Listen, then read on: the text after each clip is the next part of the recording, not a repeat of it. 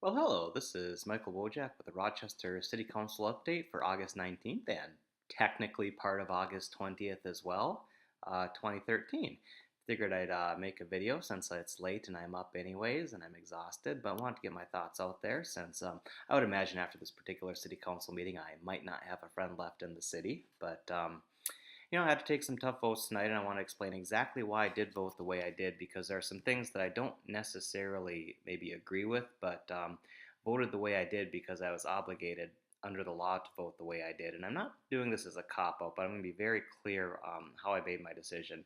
Really, three things I'm going to talk to you about. I'm going to talk to you about the fifth on fifth development, which was not decided, but looks to be decided shortly and with the project going forward.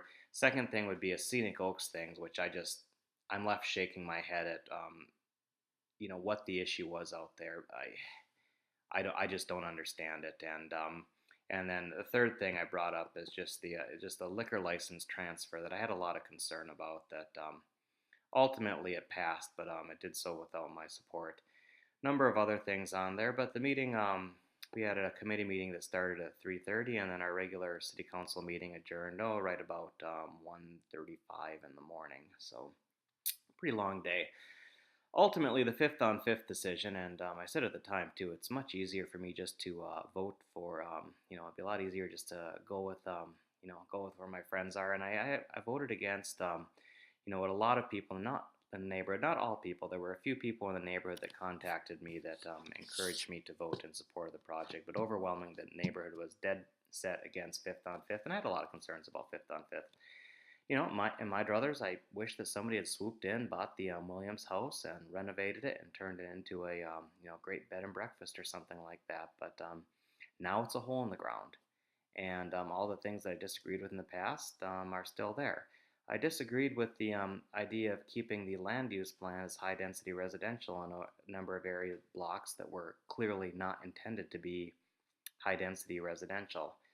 Um, but I got shot down on that one as well. The I really believe that we need to create a heritage preservation ordinance to truly protect that neighborhood in the long run, or a historic preservation district, some sort of historic district that's going to take these beautiful existing homes. The one I point out is 420 6th Avenue, which is just, I don't know what's going on there, but it's pretty sad the shape that that one's been in, and which we don't want to do is have these buildings deteriorate because they're going to be the next one that gets torn down and redeveloped into something else. Um, what I brought out and what made this so very difficult is both sides were saying facts that were absolutely true, and they just weren't necessarily talking about the same thing. Um, there were also some legal arguments that were made. Previously, the attorney for the neighborhood brought up a pretty valid concern, and I think it got pulled from meetings for about a month because there was a violation of the law. The violations of the law have been addressed at this point. So let's go into a couple of the key issues here. One is are we setting a bad precedent with restricted development? Maybe, I think, is the answer. And ultimately, what it came down to, and staff gave a very good indication of why it came forward previously as an incentive development. It is a restricted development this time. Ultimately, when it came forward as an incentive development before, it was because the large apartment building was permitted in R4, whereas the R2 language only permitted 3 or 4 plexes.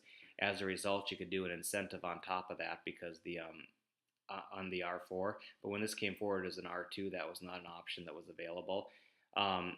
Attorneys from both sides said their piece, but at the end of the day, my attorney, Terry Atkins, the city attorney, agreed that this was the appropriate way and there were not legal questions there left to be unanswered. I'm not an attorney, so I tend to defer to his judgment, and I do believe in this particular case he was correct, and I think staff had a pretty good reason why with the R2 zoning a restricted development was appropriate and the incentive development was not. That said, I prefer these things come through as an incentive development, but that would have necessitated the change of the underlying zoning. And the issue is, and part of the reason the city council didn't change the underlying zoning last year was because if you change it to something like R4, you can hope with incentive that you get a great project, but you can potentially do something in R4 without ever even coming back before the city council, and that's something that was a concern of mine. Um, but that created a situation where the neighborhood was intensely focused on this R2 versus R4, assuming that those were the only options and the R4 was the highest residential density that you can do, and that's just absolutely not true. The B2 zoning district, which is specifically aimed at, it's a more urban district and it's aimed at creating a pedestrian-friendly environment, actually would allow for a building very similar to what actually was being proposed. So I think the myth that R4 is the highest density that you can possibly have in a residential area, it's just absolutely not true, and it's not an where this was never an either or between R2 and R4. There's a number of options for zoning that could be available, but with the restricted development, what we're able to do is keep the underlying zoning what it is. The one advantage of that, and I know the neighbor is talking about the disadvantage of the restricted development, but the one advantage of that particular type of development is that there will be no shenanigans. They cannot go through and just throw away the plan and come back and do something that conforms with R2. In theory, you could actually do that with an R4. You could come through R4, have an incentive development, talk about this great building, and then scrap all that and come back with something that just is a over-the-counter approval for R4. I think that's something the neighborhood didn't really necessarily realize was a potential, but that was something that I was concerned about. So that is the one thing that the restricted development, I think, does that the incentive development did not, is it doesn't necessitate that change in the underlying zoning. So a lot of mumble jumble there. A big thing that I would say is the real question here came down to compatibility and whether or not this is compatible with the neighborhood. And what's so hard, and this is very challenging, is that does what's being proposed comply with the zoning? Absolutely not. It is not an R2 type development. Does it comply with the comprehensive plan? Yes, the comprehensive plan says that's high density development. It could be much larger than what's being proposed. So the neighborhood said it doesn't comply with zoning. That's correct, and the developer said it does comply with the land use plan, and that's correct too. They're both correct in what they're saying, but they're talking about a little bit different things. And the big thing in terms of compatibility, and this is again very, it's very technical and it's very legal, but it's what we're required in a quasi-judicial capacity to make our decision on. The question was, is it compatible with the neighborhood? And what the people in the area said is this is not similar to what else is on the block. And I absolutely agree. It is beautiful, stately, historic single-family homes that make up that block. No doubt about it. This building does not fit in with that block. And it bothers me that it does not fit in with this block. And it's a problem in my eyes it does not fit in the block. The problem is, the question was raised, does it fit in with the neighborhood? And we have to look around at what's actually in the neighborhood, and I can go all four directions from there, and I can find buildings that have very similar floor area ratios, which is probably the best measure of density for something like this. And going out with assistant city council person, which is my Paws and Claws mutt, who just turned 10 this year. We were out looking around at different buildings, and what we found is on 4th Street, 508, 512, the one next to 512 couldn't find the number, and 600 all on 4th Street, 428 on 6th Street, 718 and 730 on 5th Street, 317 on 6th Avenue, 620 on 2nd Street, 855 on 1st Street Southwest, 621 on 1st Street Southwest, 603 on 1st Street Southwest, 421 on 6th Avenue Southwest, Northwest, that'd be the Cascade Creek, 845 on 1st Street Northwest, 11 and 7 on 7th Avenue Southwest, 1143 on 1st Avenue Southwest, and 1301 on 1st Avenue Northwest. These buildings all are very similar in terms of density, both in terms of units per acre and the floor area ratio. And the question, these are all within the neighborhood or very similar neighborhood that's immediately adjacent. And you have these peppered throughout the neighborhood. Some of them have been there for going on 100 years, others of them have not. But they're all over, and they're very similar to what's being proposed here. And while they don't have any on this block, these things are all over the neighborhood. So I don't think that the building fits in with what's on the block, and that's a problem. But it certainly figures in with what is strewn all over these neighborhoods. And the problem is when you read the legal definition, the legal requirement of what I had to base my decision on, you look at it and it's very clear. It is not, we do not compare the block, it's comparing the neighborhood. And as such, I think while it was not a decision that I took lightly, the legally correct decision and what we were obligated to do in our quasi-judicial capacity was to approve it because it does. It does fit in with the neighborhood. I've got a lot of problems with this. I've got a lot of problems with how we got to the point, but it is what it is. Now, one thing that I did, and I imagine that the only thing it did is, take the few people who would have been happy with the decision I made and make them unhappy with me too. Is there were a few things about this building that I thought were a little bit tacky and that could be improved on to better make this fit in with the neighborhood and to try and avoid any detriment from this building. Um, we added three conditions. We added a condition that the window air conditioner's gone. We shouldn't be looking at this building and seeing the window or individual unit air conditioners sticking out the side of every building, 39 of them around the building. I think that's ridiculous for a building like this. That condition was accepted by the council and went on. Second condition that we put in place there was it was brought up by one of the neighbors that they were concerned about some of the sight lines from the utility boxes. And, if these utility boxes are going to be out there, the condition was basically we have to put some screening in to address these utility boxes. And the third, I think the building is very attractive as a standalone building from the street side. From the avenue side, I was a little bit more concerned about it, particularly the lower level. And what I simply said is that we have ththese standards written up in the B2 zoning ordinance for what these, how these have to appear from the from the street. There's basically some architectural guidelines that have to be in there. And I said, okay, let's apply those B2 architectural guidelines to the lower level. It does not change the massing of the building, which is the biggest concern that the neighborhood have, and it's a concern that I have as well. However, it does address some of the things I thought were a little bit tacky and not being consistent with the neighborhood. The interesting thing that happened is when this got to me, I was pretty well sure that there were 4 votes for it at that point, and there wasn't going to be any sort of a mayor veto, so I was pretty sure this was going forward. But what I did is I did some things to improve the quality, and Bruce Snyder came out and said that, well, I supported the lower quality project, but now that you've put these standards in place to improve the quality, I no longer support it. And he's done this a couple times. I don't get it. I don't get why you'd support a project and then when you make that project a higher quality project, suddenly you'd abandon it. But he's done that a couple times recently, and I don't understand it. If somebody gets where he's coming from, please explain it to me. So basically what I managed to do is, a neighborhood that I've been very involved with, care a lot about, made a decision that, they're not going to like. And, frankly, it's a decision that I'm not particularly happy with either. But serving in a quasi-judicial capacity, I think it was the legally correct decision. It's not entirely over with because the one thing that bothered me is that Bilderback didn't support it, and this is in his ward. So, I was asking him, what is it going to take for you guys, what is it that you guys need to support this?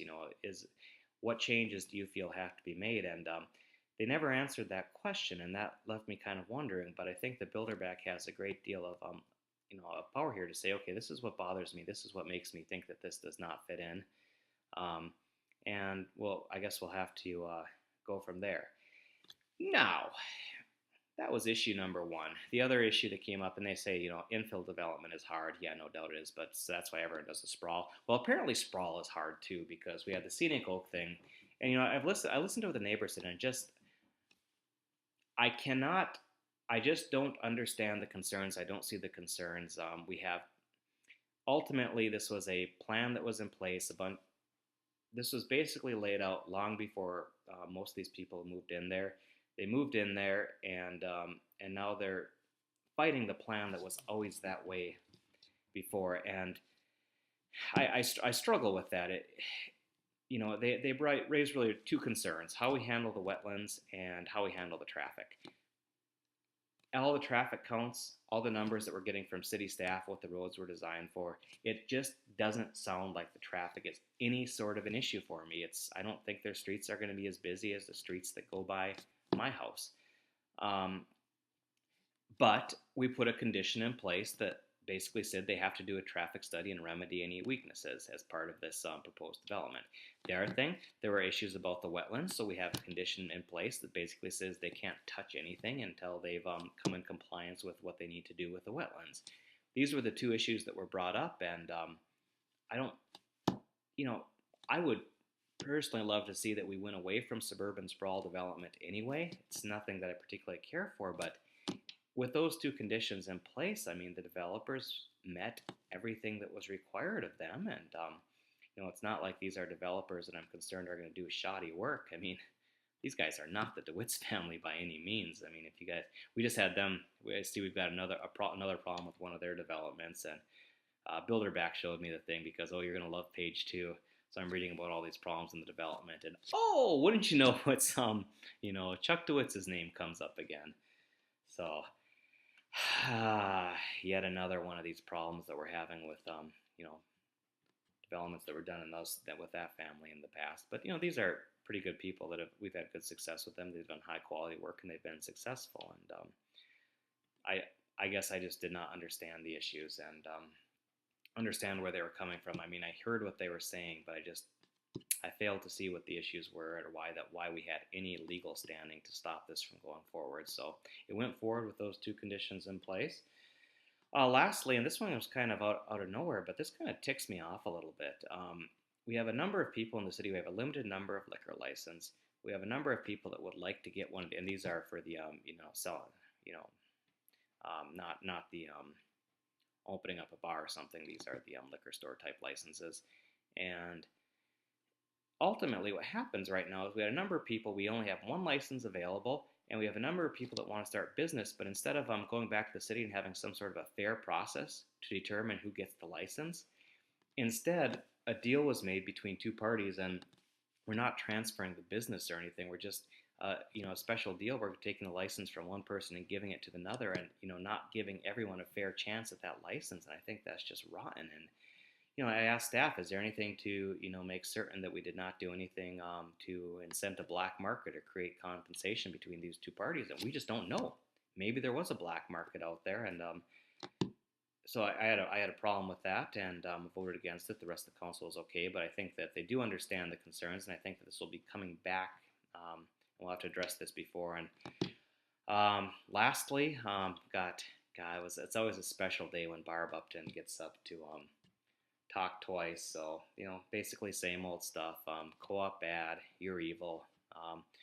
But the new co-op is opening up. I think most people in the community are pretty excited about it. I'm proud to have been part of it. She came up and slammed Ray Schmitz, who is part of the co-op board with me as well. And I pointed out that, well, if you don't like the fact that Rochester has one of the greatest co-ops in the United States, well, then maybe you should probably not like Ray. If you do like the fact that we're going to have one of the best co-ops in the United States, give Ray a little thanks for that, because he was a big part of that. So long update, and I'm exhausted and everything, and maybe this is therapeutic. Maybe I'm going to sleep, but it always bothers me when I find myself in these quasi-judicial capacities and I have to take a vote that I don't necessarily like, but is in my eyes is clearly legally the correct vote.